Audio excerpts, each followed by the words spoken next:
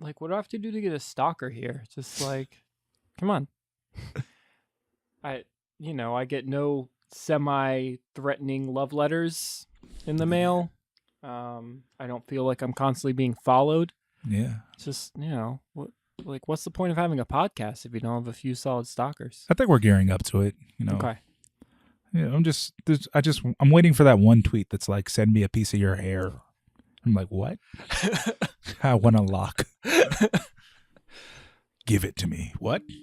Give it to me. So would you do it? Give somebody one of my locks? Yeah. No. You have to earn it. But like when I say earn it, I mean like I have to not know. Like I thought that one day when someone like does an achievement, you would just show up and be like, you have earned it. And just hand them a lock of hair. And then it's like, I don't even know this guy. He just gave me a piece of his hair.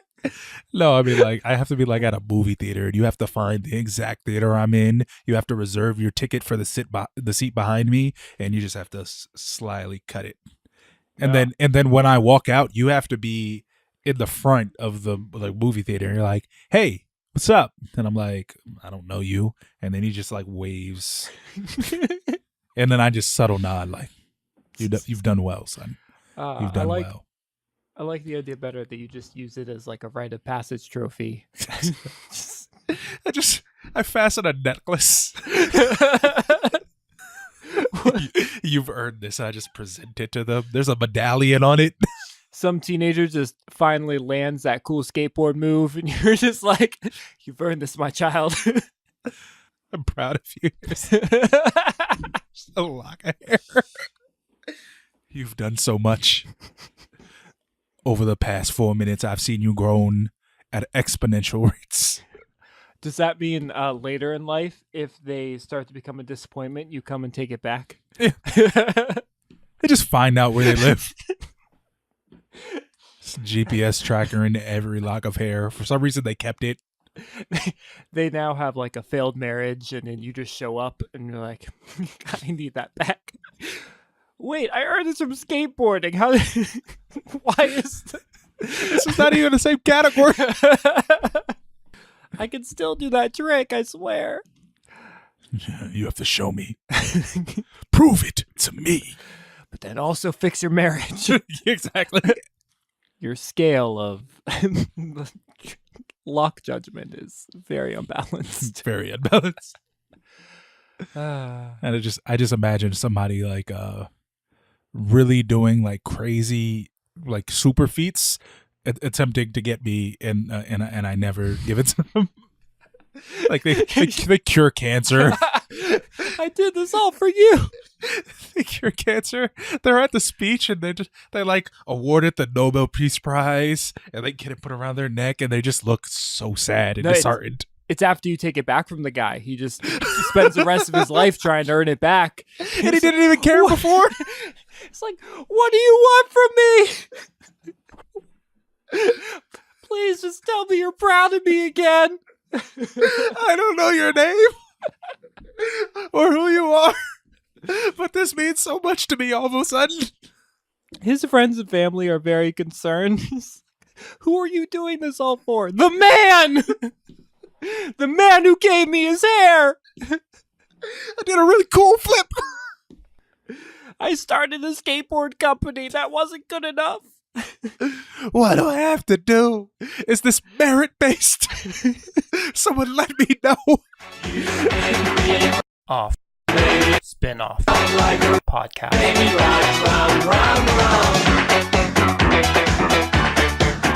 Hi, I'm Brian.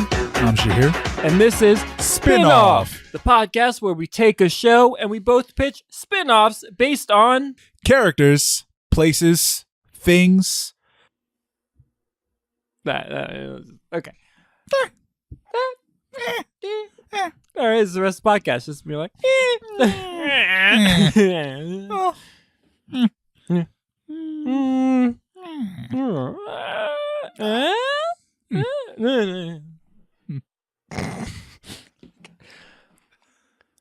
all right. So, this episode is sponsored by. It's not Tidy yet. Cats. Did you say tiny I cats? said tidy cats. Oh, is that a brand? Yeah. Come on, get with it. Is it like a maid service for cats, or is it cats that clean your house? It's cat litter. Oh, okay. Yeah. It's the opposite of what I was looking for. You're expecting like cats to be dressed in French maid outfits, just like sweeping? Yeah. Okay. They could get in like tight places that you normally don't dust. They could just, be like, dusters. You get like really furry cats, they just dust in all the crevices. But I mean, they shed hair, so that's probably counterproductive. Yeah, but then I mean, you don't have dust anymore; you just have cat hair. So it kind of comes down to what What do you prefer? Yeah. I'm deathly deathly allergic to cats, but I hate dust. All right, so I think we're starting a new business where we cat maids. Where was I going with this? Have you ever seen a cat this French? It's tidy as fuck. So where were we? So, this episode, I always want to say this is a very special episode. I don't know why. It's not a special episode. It's a normal episode. Mhm. Yeah. We've accomplished nothing at this point. No. It's episode 14. Like, that's not even a good birthday. You get nothing at 14. Like, you just became a teenager the year before. You got all the presents you would. And then 14 is just like, fuck you. You're going to high school, little bitch. Yeah. 14 does suck. Yeah. It's like, because like, at least 13 you have like, oh, I'm finally in teens. Exactly. Like, at teens. 15. Well, I guess you get a quinceañera if you're Hispanic. It's just like 13, great. 14, shit. 15, you get a quinceañera if you're a Hispanic girl. 16, you get a super sweet 16 if like you like it, you could drive. Yeah. 13 sucks. No, 14. I mean 14 sucks. 14. Yeah. Can't even get a job. Yeah. Just a teenage nothing. If you're listening to this and you're 14, fuck you. Your age is pointless. Yeah. I mean, if you're a Hispanic woman, just really sleep until next year. Yeah. And if you're any other denomination or person, just sleep the next 2 years. I'm curious, is 14 the like age of like passage in any culture? No. Let's find out. Every culture looked at 14 and was like, nah, this ain't it. No one even likes 4-year-olds. 24-year-olds, trash. Every 4 number is trash Oh my because God, it's just you're so right. close to 5. Like your 40s probably suck too. Just all of the 40s. Yeah, all the 40s. Shout out to people listening in their 40s. No one in their 40s. Nah, I think 40 is the first big birthday with a 4. It's not like, woo, I'm 40. It's yeah, like, it's just oh, like, oh shit, I'm 40. Exactly. Because like 30's that kind of like, all right, I'm an adult. Like, is 40 still considered like over the hill? Or is that 50? It's probably 50 now. Okay. Yeah, so 40 even lost like the middle age. Yeah. When Jay-Z made that 40's the new 20 song, it just really fucked everything up. Or was it? No, it was 30's the new 20. Oh. Well, that means 40's new 30. Yeah. But also means 50's new 40. So, do we not care about 50 now? No. I think we used to care about 40, and Gotcha, now but it's now 50. 50. Yeah, okay, so cool. we don't care Yeah, about yeah. 40 at all. All right. You all right? Yeah, just making sure I can still hear it on my ear. That's all. Great. Just making sure I'm not like fully deaf in that ear. Yeah. Best part about getting older is avoiding doctors. So you just hope that, Everything's cool. yeah. I have this pain, but we'll see what happens. It's kind of on a meter of how close you are to dying. And if you're like anywhere less than like 75%, Yeah. you're fine. Like, I mean, even 75% is like, what are you doing? Like, Right. And it's you can like- wait 2 months. Yeah. Just wait and see. You're Yeah. fine. It could go away by itself. What happens? Well, I think I have a herniated disc. You should see a doctor. Or I don't. I think there's just one of those walk it off type Yeah. things. Yeah. Look, it's okay. I got a new pillow. $12. So I got this tumor. I'm just like rubbing lemon juice on it. I've heard that works. It's become a person. It has a mind of its own. We're supposed to be pitching shows. All right. So this week we are spinning off the NBC show The Office, The American Office. The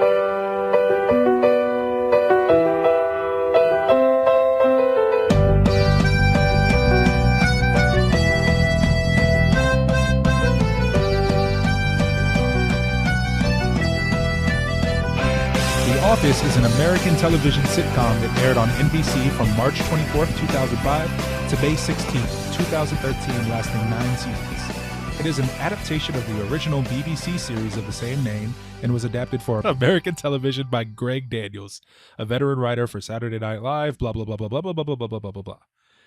And it is a mockumentary that depicts the everyday lives of Pennsylvania employees in Scranton, Pennsylvania. The everyday lives of Pennsylvania employees. The series depicts the everyday lives of office employees in Scranton, Pennsylvania branch of the fictional Dunder Mifflin Paper Company. My question is, why did they need that much documentary footage?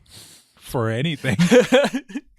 I mean, at the end, they wrap it up to be like, oh, we put out this documentary, but why? Yeah, as a person who has been a professional video editor. Oh, look at me, I'm a professional video editor. I mean, I guess I am a professional video editor, but yeah. So who worked for a company that worked for a company, $1 billion company. I've seen the amount of footage that they have that in their companies existed since like the 80s. They didn't have enough for 2 episodes of The Office. And that's my question too. At the end, they're like, oh, we saw the documentary. Was the documentary the show? Was it just The Office? Did they just put out the whole series of The Office? Yeah, I guess so. Here's your documentary. What is it, 9 seasons? All right, so ESPN does these 30 for 30s. They're like an hour long. And then we have these week-long documentaries, like these mini-series events. No, fuck that. We are doing 9 seasons of this documentary. Why are you still recording? Who bankrolled this? Yeah, exactly. Who's paying for this? Who did you hire to edit? And when there's no way that they just handed it to an editor and the whole thing, the whole time. Yeah, and he was just like, all right, I'm going to cut all of this together. Here's 8 years of footage from every day. Like, make it something. Why were you guys paying so much attention to this couple's relationship? This was supposed to be about paper. You didn't get a single shot of paper. No offense to office workers, but if you're gonna make a documentary about a paper company, you should probably not be set in the office where like there's no paper being made or shipped. Like the warehouse would be more suitable for a documentary. I mean, they do go to the warehouse. Yeah, but not every day. There's like barely anything there. And even when they're there, they're not working. They were just there. They just got caught up in this Jim and Pam relationship. Well, they won't they? Oh, they Guys. will? Okay. Well, I mean, we're already here, so let's just keep shooting other shit. Or there's just like a doc, like the director of the documentary was just so involved, and he just like came to the I guess what would probably be the CEO of Dunder Mifflin. They were just like, yeah, do you have that documentary done for me yet? After like 30 days, he was just like, honestly, because he's a weird Cockney, but with a horrible accent because it's me who's doing it. He's just like, I just got so enthralled with their relationship. And then I just changed the... That wasn't even... No. I just changed the accent because I couldn't do the rest. So he's just like, yeah, I was so enthralled with their relationship that I decided that... and they're like, whose relationship? And I'm like, oh, I mean the workers and their relationship to the paper. It's just so beautiful. I have a goal. Have you seen the movie Boyhood? And he's like, that movie hasn't come out yet. It's, I want to make a movie that spans 8 years at the paper shop. And his whole thing is just he's just eyeing them from afar. Well, it's weird because in the final season, you meet like the camera guy, Mhm. and they start to like break that, not even fourth wall. I mean, they're always breaking the fourth Yeah, wall. true. It's always aware that they're in a documentary. Yeah. I guess breaking the fourth wall would be like admitting that they're not in a documentary. Yeah, that would be yeah. Oh man, if he's just like, "Hey, John here. What? It's Jim. No, John Krasinski. This is a show. You're watching a show. What is happening? Shh, we have to be quiet now. That's a Quiet Place reference. Yeah, I haven't seen it, but I get the gist of it is that they have to be quiet. Even more quiet than this. They do sign language in the movie. Just silent for the rest of the podcast. The rest of this podcast is in sign language. So the American Office was going to have a spinoff. I don't know if you're aware. I was not. Okay. Well, other than these two pitches that are 100% going to get picked up. It was near the end of the run of The Office, but it was originally they were going to spin off Dwight, and it was going to be at his farm. Actually, they did a backdoor pilot for it, and then it didn't get picked up. Okay. So there's an episode. It's called The Farm. There's an episode where he goes to like this funeral for his aunt, I think the premise is, and it's him, his sister who has a son, and his cousin who's a pot farmer in California, and they all like come for the funeral, and there's a whole thing where it's like, you get my farm, but you all have to work it together and be here, and that's the show. No offense to The Office, but it's definitely one of the shows that just kept getting worse until it finally went away. Wait, weren't you one of the people? Wait, hold on. Was it you or somebody was telling me? They were like, no, you got to watch all of The Office. They were like, it really No. picked up towards the end. It was like people just stopped watching, but if you like The Office, it's a really good show. And I was like, Even when Steve Carell was still there, it was dropping a bit. And then he left, and it just, I mean, it still had moments. It's still fun, but I rewatched the finale of The Office and was just like, oh, wow. Like, because it's been a while since I've seen the later episodes. It's like all the characters completely change and don't feel like the same characters. So syndication shows are really interesting. I didn't watch The Office on like television. Actually, all right. So the first time I watched The Office was really after we did a parody of The Office in our school's video production class. So as you're doing the parody, you're like, I don't know what this is making fun of. No, I didn't shoot it. Okay. Somebody else in the class shot it. So I watched it and I was like, all right, this is interesting. But I guess I had heard of it, but I hadn't really watched it. And then I started watching it in syndication. So, because it's on like every channel. And then I saw like the first few seasons and everything. And I kept up a little bit, but it wasn't one of my like go-to like binge watch shows. And yeah, so like I know plot points and everything, but if you quizzed me on The Office, I would fail miserably because like yeah, like if we had a moment where we were talking about our favorite episodes, like I'll be like, if you name an episode, I could probably remember it and laugh with you. But I got off the top of my head, I can't. I got in mid-season 2 and watched it like continuing. The first episode I saw was actually, I still think like my favorite episode is the first Christmas episode, the Yankee swap. You just said you'd know an episode. Yeah, and I don't.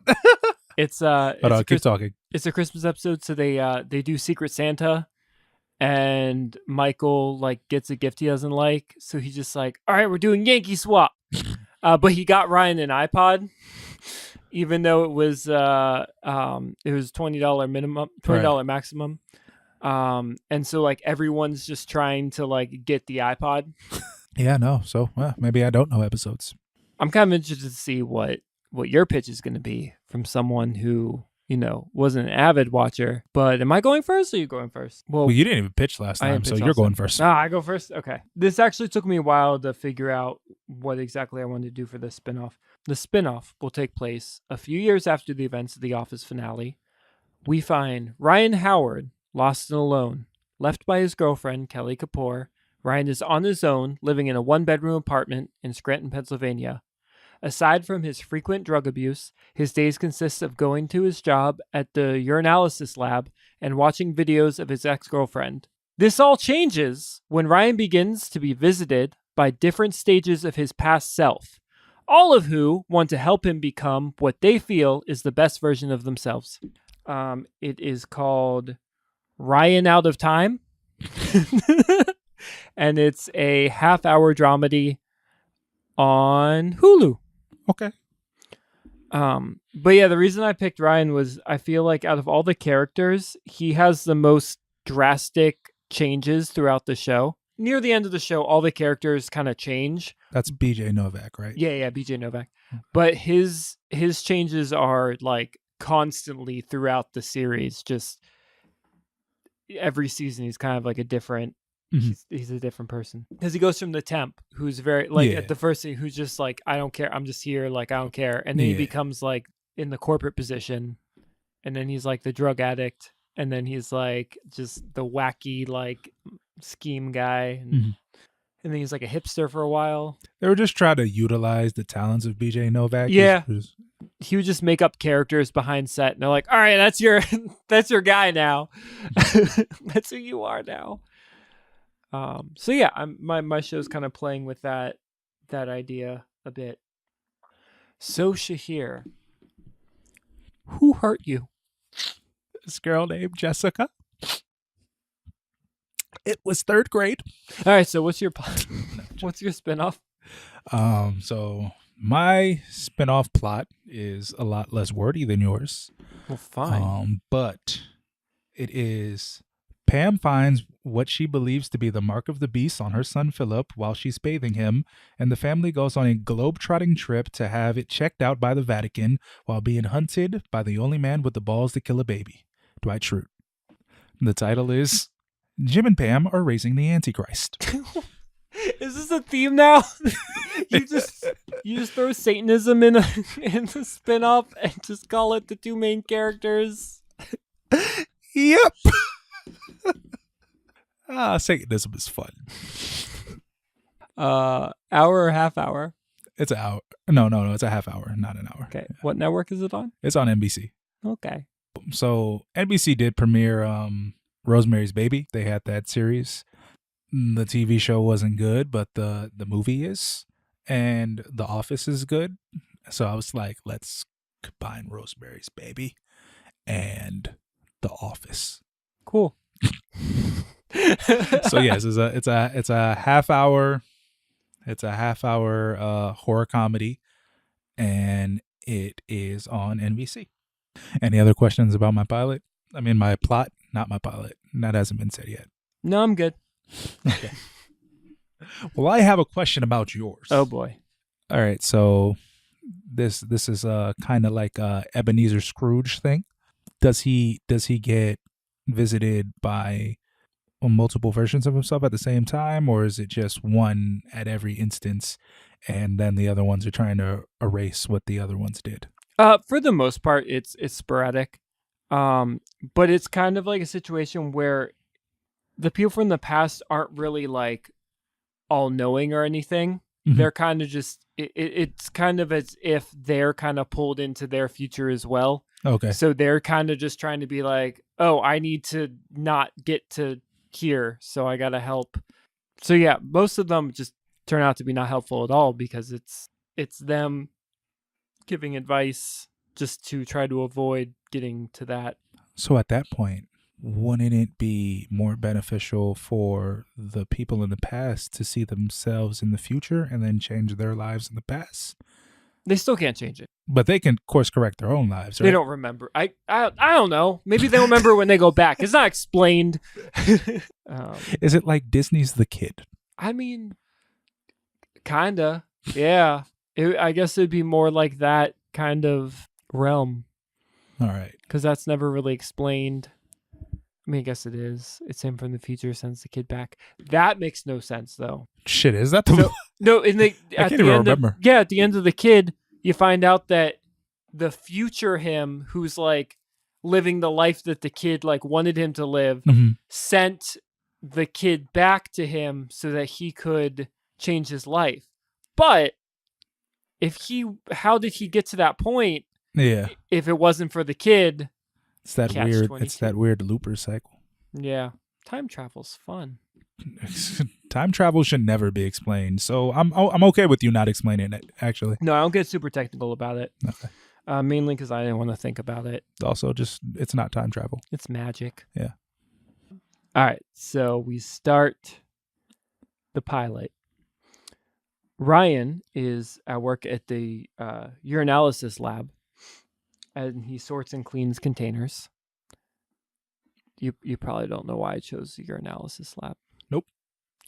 There's an episode in season 2 when there's like a drug test, and there's this woman who comes in to take urine samples to test them for drugs, and Ryan's just like, "Are you guys hiring?" And she's like, "At the urinalysis lab?" He goes, "Yeah." So anyway, Ryan is working at the urinalysis lab as he sorts and cleans containers. Someone announces that they're having a random drug test. Ryan is handed a cup and a marker and is told to deliver a sample before he leaves. When no one's looking, he grabs a random, already filled sample off a shelf and washes the name off and then writes his own. So then later we follow him to his house. He enters his house where Owen, a large shirtless man, is sitting on the couch eating a bowl of cereal. Owen tells him that there's a smell coming from his room and that he owes him rent. As Ryan goes down his room, you just see like a completely trashed room. There's like empty pizza and Chinese food boxes all over the place. There's trash piled up. So he... Okay, that's my high school bedroom. Okay, continue. In some fat dude's basement. I mean, basically, Um, the fat dude is myself. Ryan grabs a bottle of prescription drugs. It has someone else's name on it. He takes a few and lays down on the couch with his laptop. He opens it and immediately starts playing a video of Kelly giving completely impractical business advice. It goes by the name Business Bitch. And he stares at it intensely. He starts to hear a rustling near the back corner of the room, and he looks to see a slightly younger version of himself. It's pretty much the season 2 or season 1 or 2 Ryan. Mm-hmm. So they have that. This is done with Marvel de-aging. Yes, of course. Cool. I mean, you could probably just tussle his hair a little bit, and he'd be fine. Nah, Marvel de-aging. This is Hulu. They're not sparing an expense. So of course, they have the whole like, "What are you doing here? What are you doing here? We have to figure this out. We figured nothing out." So current Ryan's just pretty much telling him like about his life, and past Ryan's just like, "Well, like what happened?" And then before current Ryan can answer it, past Ryan disappears. So like this makes Ryan think, and he starts trying to like pin blame on why his life is like this. And he looks at his computer and realizes it must be Kelly. It's all her fault. His life is like this. So he goes to Kelly's apartment in New York City, and he's standing by the outside the apartment when past Ryan appears again. And he's just like, I didn't mean like go to her. I just meant like chill out. Like if you want to do better, just do better.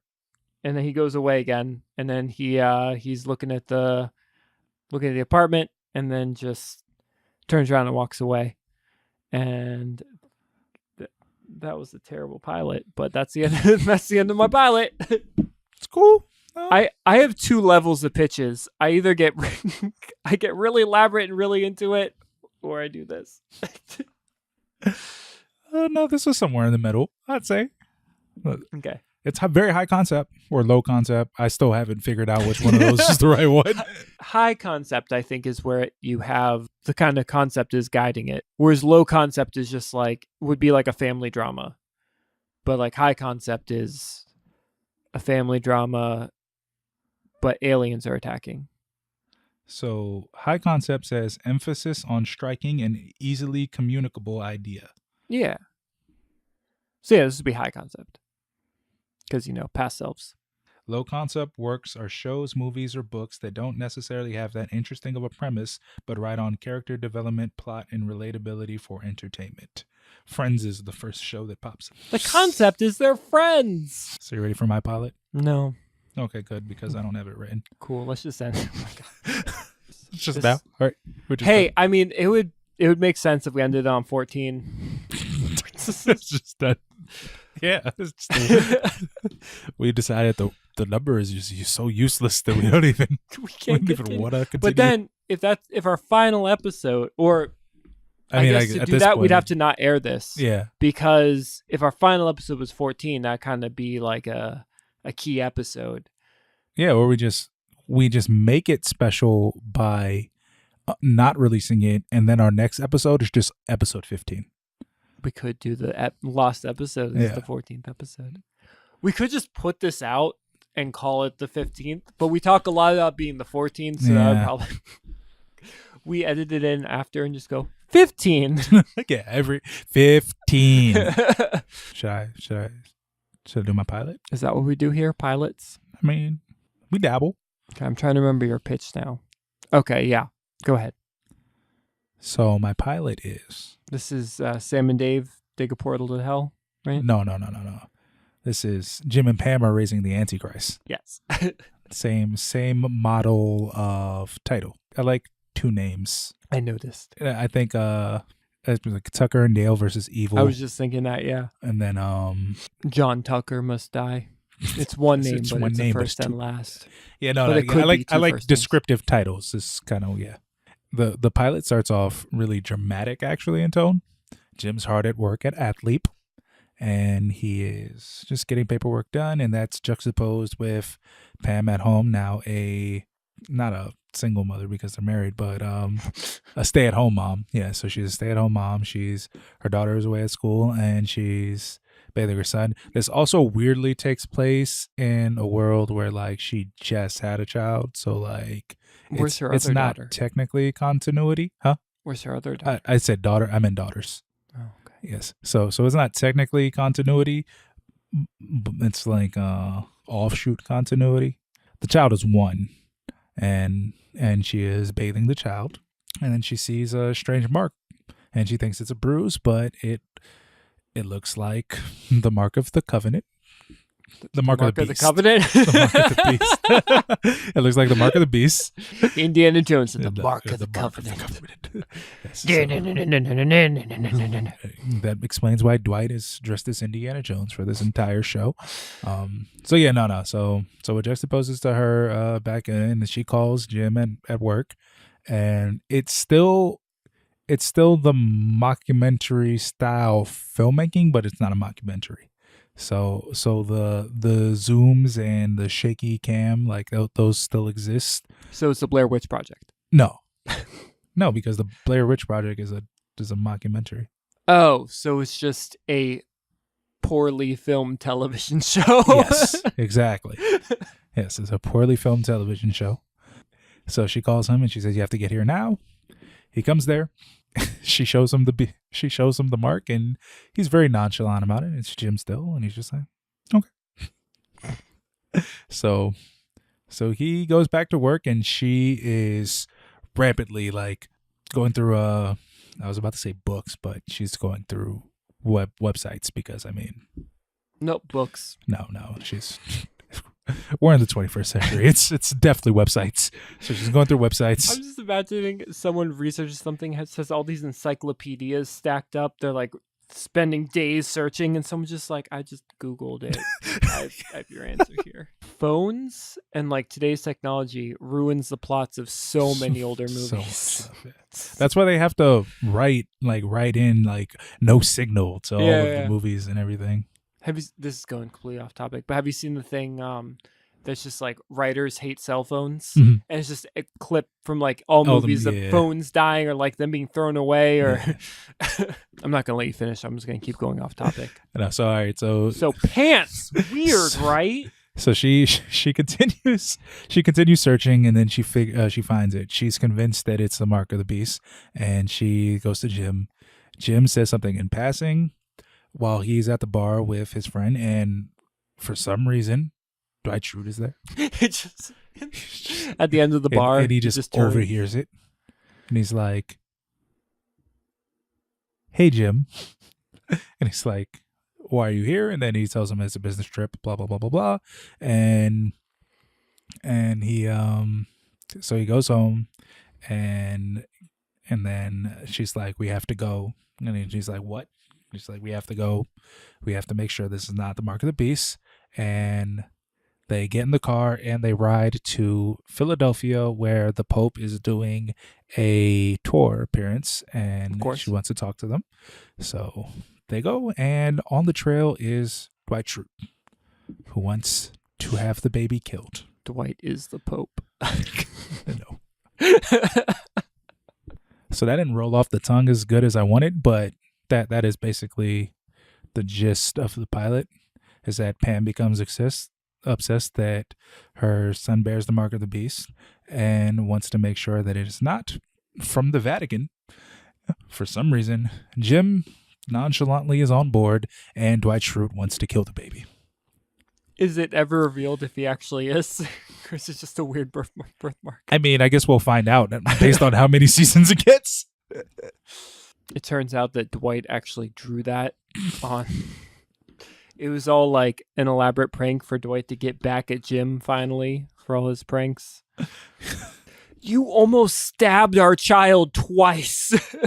So the original version of this was that The Office? Huh? Was The Office? No, the original version of this pilot that I had created was that Jim and Pam are separated. Pam is a single mom, and she finds the mark of the beast, and she wants to go get her baby blessed by the Vatican, and Jim is okay with having the baby killed, and he and Dwight team up to murder the child. Wow, that's really fucked up.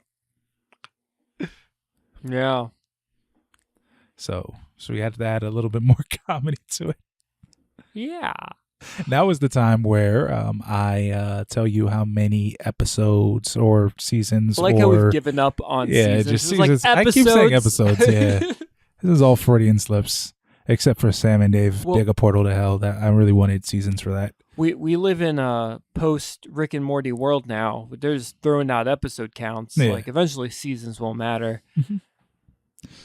Yeah, there's 70 episodes. You decide how many seasons. Yeah. Just make it. We don't care anymore.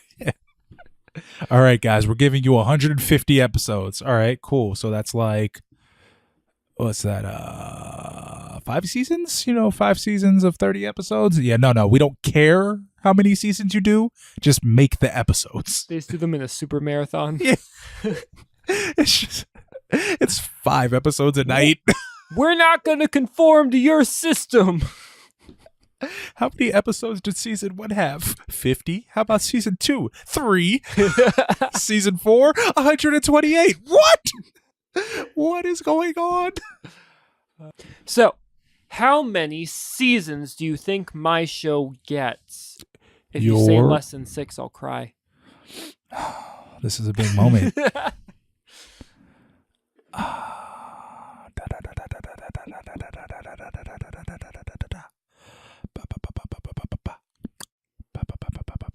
Is Future Man getting a season 2? Future Man is getting a season 2. Interesting. Yeah. Your show gets 1 season. No. Maybe 2. Actually, it's Hulu, right? Mm-hmm. And Future Man got 2 seasons. Your show gets a 6-episode first season and a 10-episode second season. I'll take And it. then they cancel it. Is it a cartoon? No, it's live action. Okay, cool. So 17 Randomly seasons. a cartoon. I love it. I mean, it will work as a cartoon. It all the characters are Steve Carell, by the way. Just make it really confusing. This is not even the character you played in the show. I know. That's what makes it so meta. Yeah, no, but I think you get an abbreviated first season just to kind of like get the arc together, and then you get a full order second season. It's so the thing that I was thinking about was Paul Rudd in the 40-Year-Old Virgin, because he's still pining over Mindy Kaling. Also has Steve Carell in it. Mhm. There we go, full circle. Yeah. All right, so how many seasons does my show get? 3. 3? Yeah, I'm not even gonna hype it up. You just get 3. Really? Yeah. Oh man, I was thinking like limited series. No, you get 3 because I thought it was gonna be like a special event, Heroes Reborn. Well, it all kind of depends where you take it. Because if each season you're like, we still haven't said if it's the devil or not. I mean, eventually you're not gonna be able to continue that for more than 3 seasons. So now that you've given me 3 seasons, I've completed the arc, and we're gonna end in 3 seasons. So at the end of season 1, they try to get to the Vatican, and he leaves before they could get there. So season 2, they're in Italy, and they get to the Vatican. They figure out that it is not the mark of the beast on the child, and they are relieved. But in the season finale of season 2, Dwight gets possessed by a demon and still wants to murder the baby for him to be a vessel for another demon. That's great. I'm glad I gave you 3 seasons. I knew I could count on you.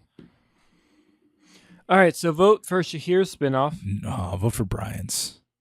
Back and forth, it must be like, no, I suck more. No, vote for whoever the fuck you want to vote You know for, what? because you're your own person. You're strong, you're independent, and you're the greatest because you listen to Spinoff, the podcast, when you don't have to. We didn't even ask you to, and you did it yourself. You are a genius. You are strong. You are brave. I've said this before. I'll say it again. CHICKEN. I love chicken.